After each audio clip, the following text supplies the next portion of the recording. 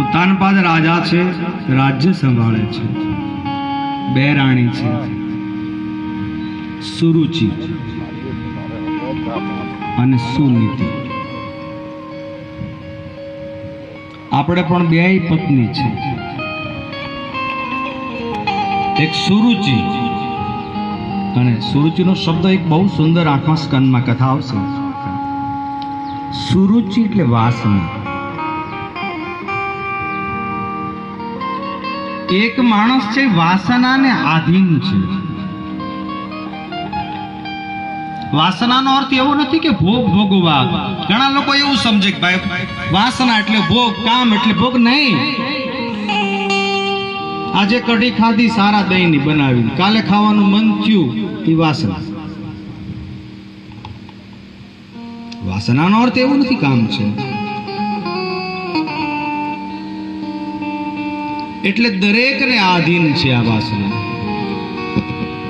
સુરુચિ એનું બાળક એટલે ઉત્તમ. અને સુનીતિ જેના વિચારો જ સારા છે. મેં તમને કીધું કે ઘણા લોકો બંધાઈ જતા હોય છે વાસનાથી, કામથી, બુદ્ધિથી.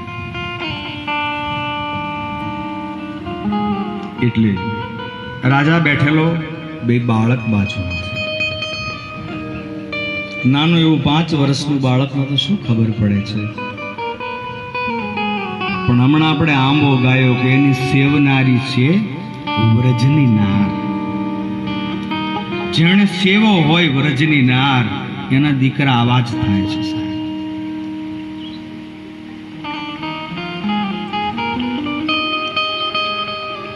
એક બાજુ ધ્રુવ દૂર છે, ઉત્તમ ખોળામાં બેઠેલો છે. બાજુમાં રાણી બેઠા છે.